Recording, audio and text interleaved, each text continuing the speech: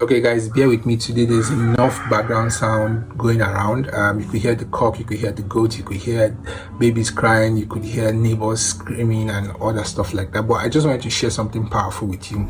So for those of us that attended economics class in secondary school or primary school, wow, that's nice. If you attended economics class in secondary school and primary school, one of the basic things that we learned is that human wants are unlimited. Our needs and wants are unsatiable, they are unlimited, but the resources available to meet those needs are very, very much limited. And then it creates a concept known as scarcity. Now, this lesson is so powerful that it explains a lot about life than we realize. So for one, if you think about it, the fact that human wants are unlimited, it means that there will always be problem to solve.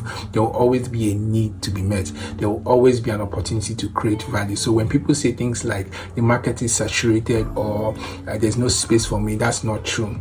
There will always be a need to be met. The second thing we see is that because of limited resources, scarcity, anything or anyone who tries to meet any of those unlimited needs and wants of humans will be seen as valuable to humans, right? So that is actually the core of value creation, or of being someone of value, means that you can solve problem or you can meet needs, because again, there is scarcity. The third thing, which is where I want to dwell on, is that anytime we try to create value, anytime we try to meet a need, anytime we try to solve a problem, we will always encounter limited resources, irrespective of who you are, whether you are rich or that you're poor.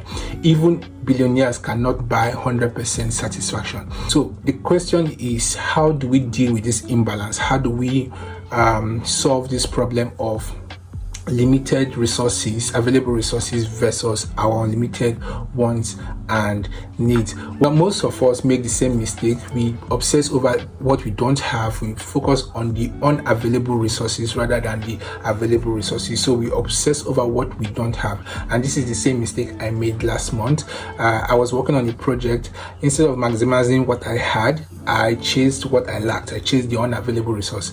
And guess what happened? I ended up incurring more costs, and I ended up not creating the value I was intending to create at first. And so I had more costs and no value. But some economics thinkers in past times, or some economics wise men, gave us a suggestion, an option, and that option is to focus on efficiency and optimization. In layman's sense, efficiency simply means using the resources you have without wasting it, being able to manage the resources you have without wastage. Optimization is being able to use the resources you have to create the